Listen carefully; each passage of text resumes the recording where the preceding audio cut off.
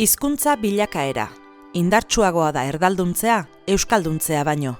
Pertsona baten bizitzan aldaketa linguistiko esanguratsuak gerta daitezke.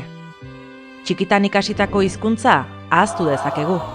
Beste hizkuntza batzuk ikasi, edo lehenago erabiltzen ez genuen bat erabili nagusiki. Pertsona bakoitzak bere ibilbidea egiten du jakina.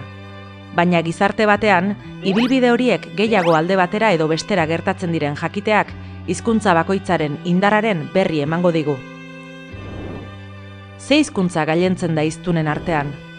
Nola aldatzen dira bizitzan zehar Euskal Herriko hiztunen joera linguistikoak? Etxean euskara jaso zutenen multzoa hartzen badugu, ia guztiek ikasi dute eta erabiltzen dute beste hizkuntza bat. Gaztelania Hego Euskal Herrian eta frantsesa iparraldean. Hiztun horietako gehienek gainera, 53%k galdu egin dute euskarazko nagusitasuna. Eta gaur egun, ez dira errazago aritzen euskaraz erdaraz baino. Hizkuntzaren erabilera ere norabide horretan aldatzen da. Etxean euskara jaso zuten hiztun askok erdara erabiltzen dute gaur egun. Alderantzizko joera ordea apalagoa da. Badira, bai, etxean erdara jaso, gero euskaldundu eta gaur egun etxean euskara erabiltzen dutenak.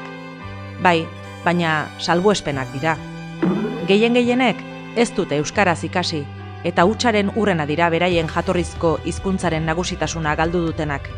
Bistan da, hauek ez dute euskara askorik erabiltzen. Laburbilduz, hizkuntza ekosistemak euskara higatu eta galarazi die etxean euskara jaso zuten askori.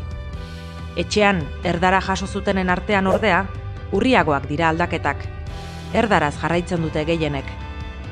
Horrek erakusten du, euskal komunitatearen ahultasuna eta erdal komunitateen indarra zenbatekoa den.